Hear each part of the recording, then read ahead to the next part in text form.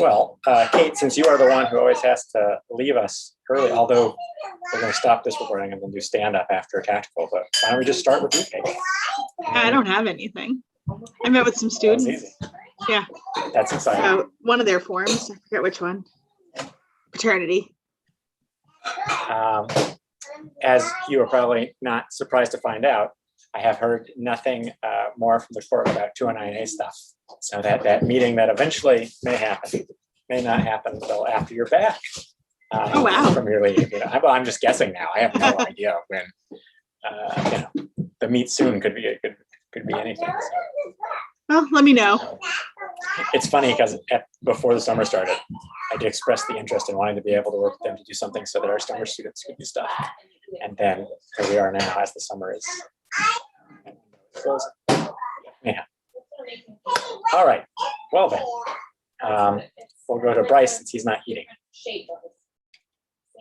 Sure. Tactical stuff.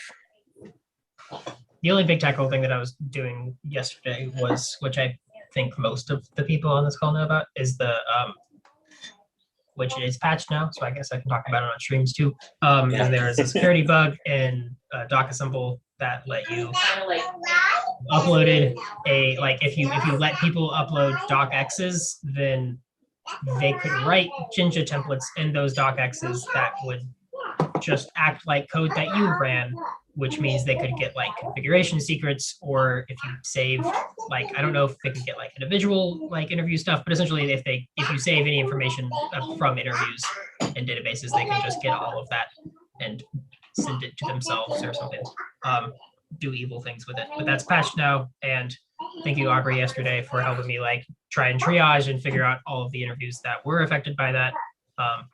And it looks like the patch is good, and also there wasn't a ton of other stuff in the like other 15 patches that we were behind on prod, so it's been updated and tested, and we'll see if something else that was missed comes in. See if something else breaks. Yeah, but I don't. So far, I wouldn't expect it to. So yeah. Good catch on the. Good catch on there, and then so I guess thank you to Jonathan for using a patch upstream so quickly. Yeah, no. That was. We recorded it yesterday, and last night there was at like 11:54. It was like update. There was security improvements. Yeah, there was a big it was a big patch too. It had like the fix that like I found, along with like several other ones that I hadn't even considered of. If you like if like a developer like pulls from a GitHub repo, you could just write arbitrary shellcode in there and it would run. And so I was like, wow, I didn't know any of that. But well, I'm glad those patches were there. And I think actually from a tactical standpoint, it did bring up the idea that we should we'll think probably in the fall, once we sort of finish this sort of sprint of work, we're going to try to devote some of our time explicitly to hardening DocAssembly.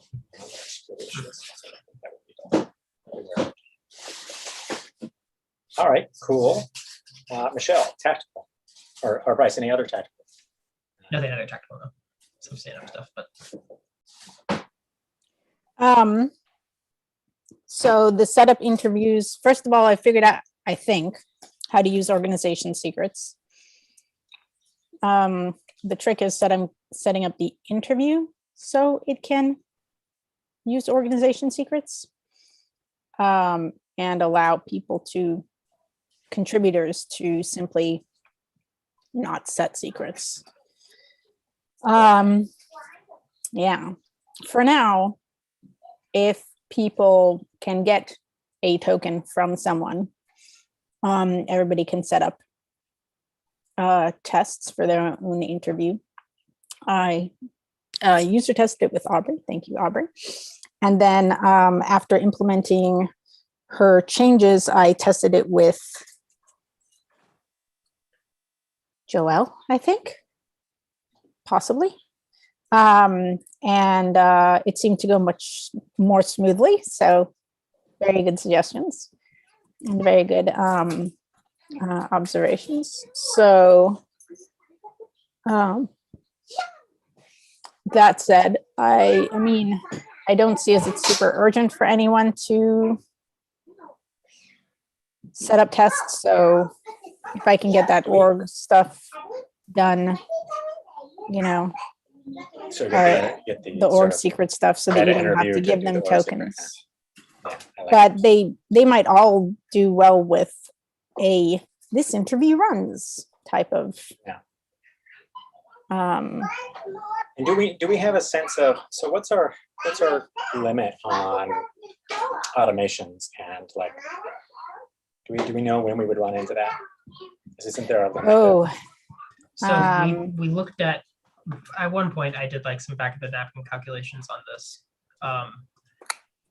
And it was, we have like something like 1,000 free minutes a month, which sounds like a lot, but I don't think we would run into the issue for if we scale it up over all the interviews, maybe. But I think specifically I was looking at it in terms of like running tests on assembly line and like the Weaver itself, which are like the two most heavily trafficked repos in terms of just number of commits. And I think that's the thing that matters the most usually. It's not like the number of repos you have and all of the tests you have running on all those. It's how many commits are you making to those repos, because it runs once per commit on like on your branches, at least that or PRs that you have. And so it occurs to me that this might also tell us about, inform where in the workflow we wanted to establish this. So it might actually, this is like super useful for things like Weaver and whatnot that are sort of published and live, and we're making changes and we want to get back to the new version very quickly. Yeah. So maybe that influences us to push this later in the workflow, like very close to launch, just to minimize the number of commits. I will say that just starting an interview to see if it runs doesn't take very much time, but yeah, I'm just thinking about what happens if someone's, you have a group of multiple people working on an interview and they're making a lot of commits, and we scale that across a dozen or so interviews that are in development. That can very quickly, 2 people, a commit or so every day, if you're very quickly snowball. it's true. But I think that like the use case that's like super valuable is the one where the idea behind the automation, it's at least one of the main ideas behind the automation, is to allow us to quickly turn around between one version and another version. Like, you've made some changes, want to make sure you don't break anything. And so for things that are about to go live, and then things that are live, I think that's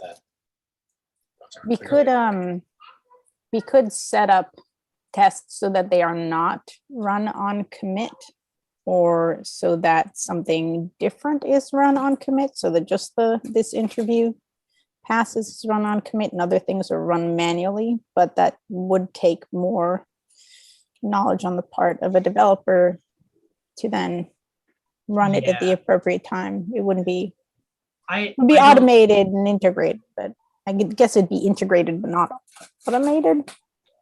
Yeah, I really like the idea that it like runs on commit, because that's just, if it's not, it's another thing you have to remember to do. But I also don't think there's a ton, like a big issue in only starting it, even like the like, does it come up and like just start interview or like start test until after like some level of like MVP has been reached. It's like, because it's like, it doesn't make a lot of sense for that to be active and running when people are still like finishing all of the questions and making sure it sort of like works.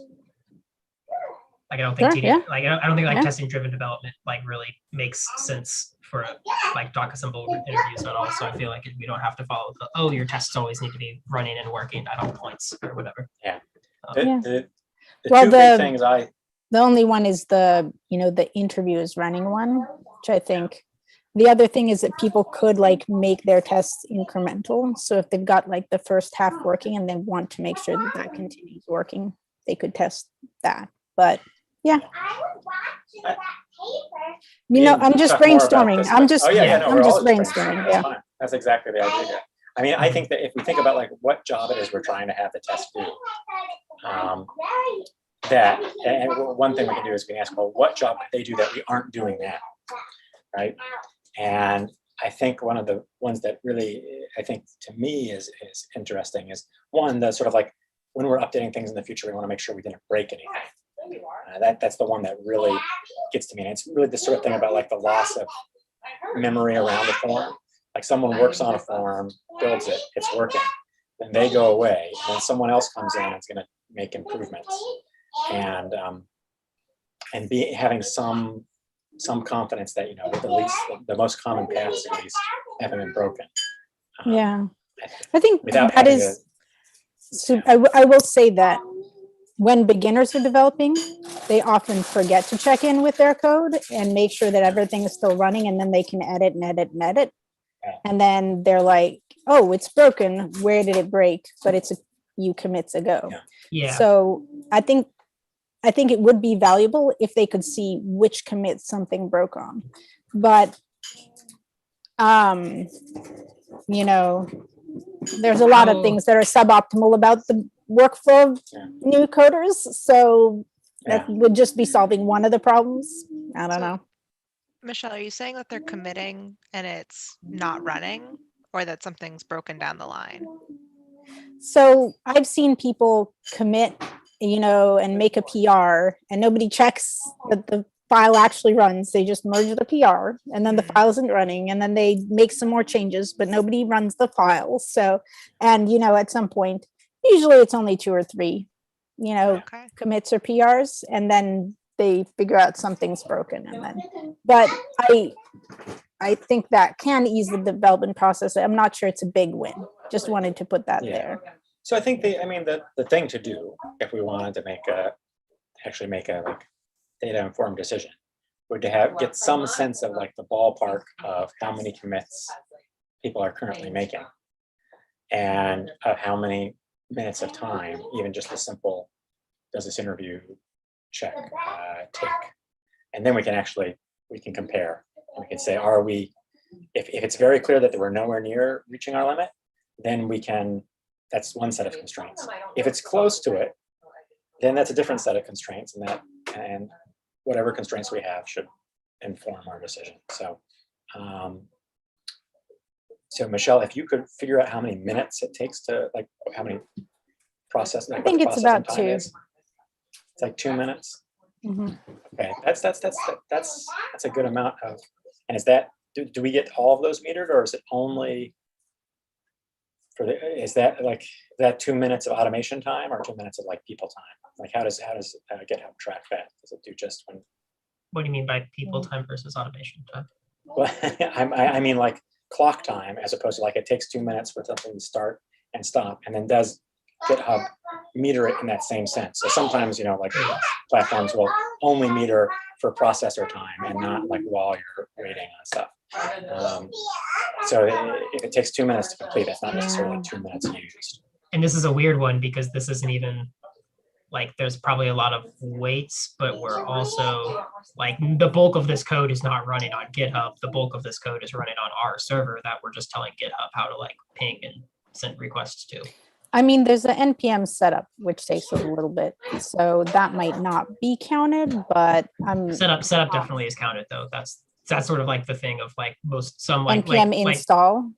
Yeah, like Okay. any setup on an action still counts, because like I have like a formatter code that I run on like a personal repo that takes like 3 minutes to run a formatting check, when like the formatting check itself would take a few seconds on like my personal machine, but it has to install and set up all of the other formatting.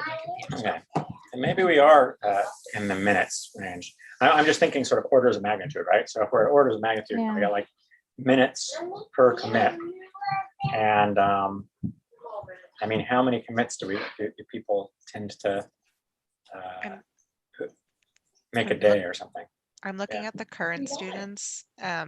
Just pulled up 3, and looks like an average of 4 to 6 a week. Okay.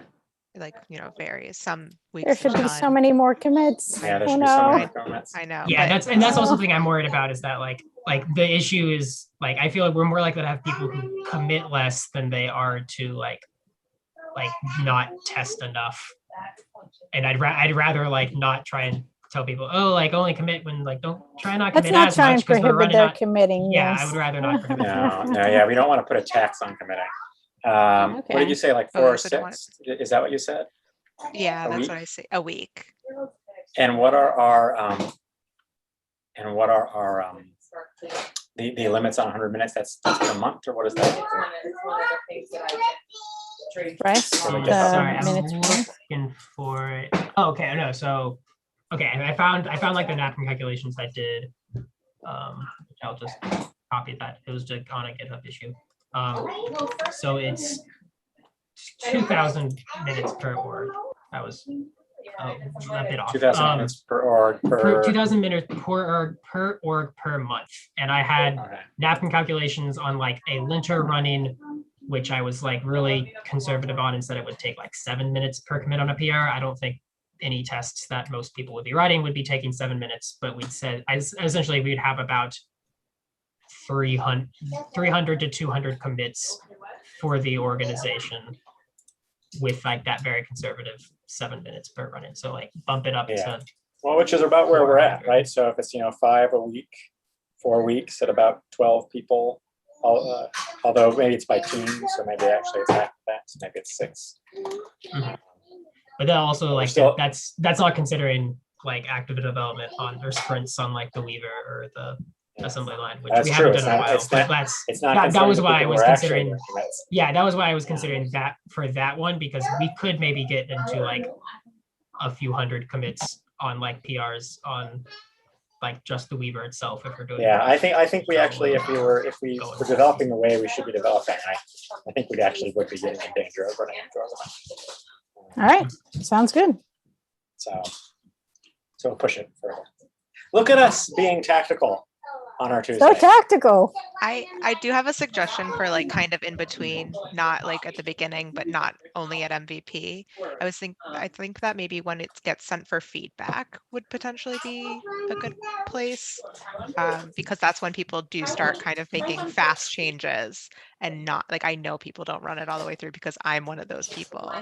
And I do think that there's less commits from the current students because they work through large problems and are going through their interview, whether they're going all the way, What I if- don't know. But I think that that's why there's less commits. But I think that once you get to that, I think I Yeah. have MVP, but I'm getting feedback and it's kind of sitting around.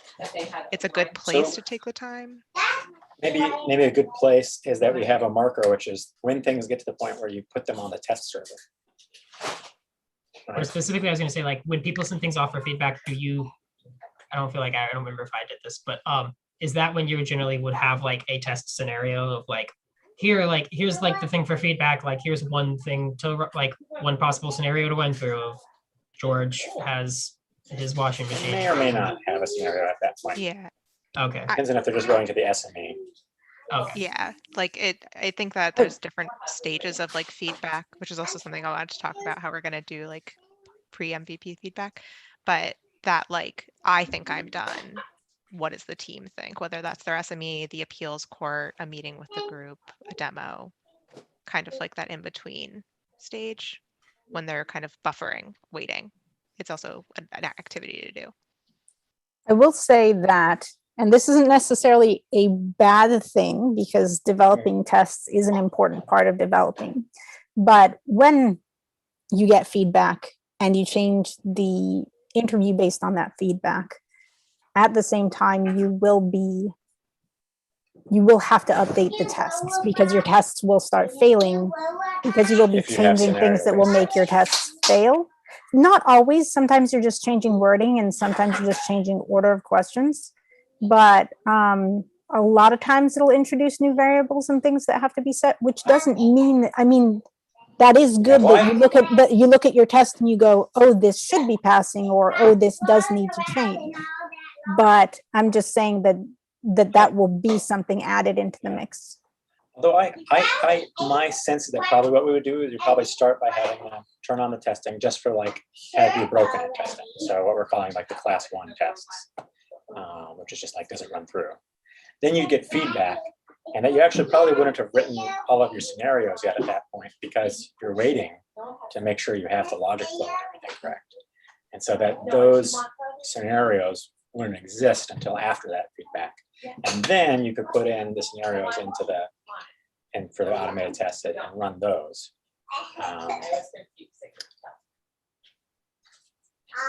And then this becomes an interesting question as to how,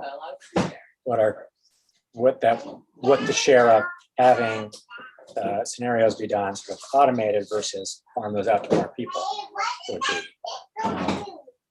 I think actually there probably would be a lot of value if we could make the workflow easy enough for people to use, to run the scenarios in an automated way, and then just have like a sanity check with the person other than yourself. Just because I know one of the things that, especially during the school year, becomes difficult is for people to find others to do the scenario testing. You're correct. It does sound like I don't know. Okay, well, I think right now we're we didn't give Aubrey a chance to do tactical yet, so let's Yes. uh, Sorry, go let's ahead. do that. And but I think we've got some good direction. Aubrey, any tactical things? Just two feedbacks. Kate, the team that you worked with said thank you. They said very nice things. So just shout out to you. And whoever was Anonymous Leopard on the task for Bryce, thank you. You whipped through it. I don't know if it was Michelle or Lily or who it was, but thank you. And then just we have some teams that are coming up on they think that they're going to be ready for MVP.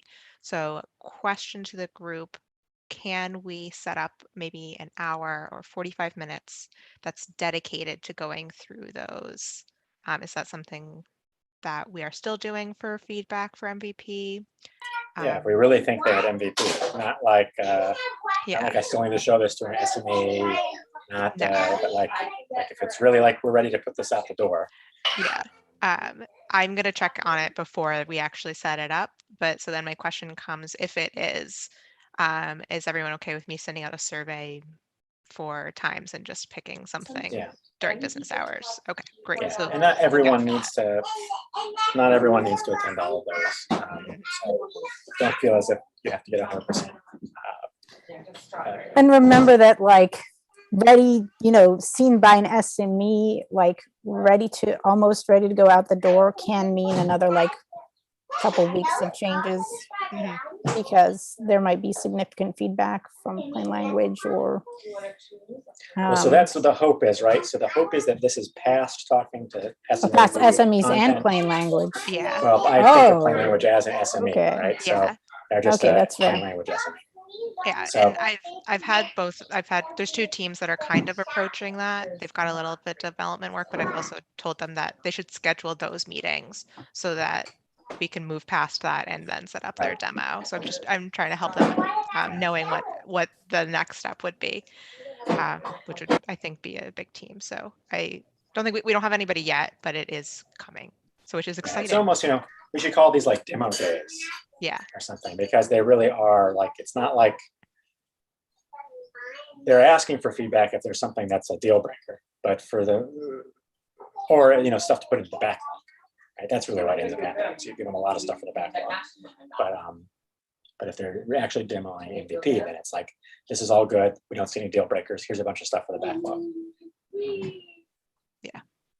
Okay, great. So that was it. It's upcoming. Bryce, Bryce sorry. had something to I add. was gonna say, I was very wrong about the minutes. I missed this qualifier, which I feel like I had seen before and I've forgotten. It's limited minutes only on private repos.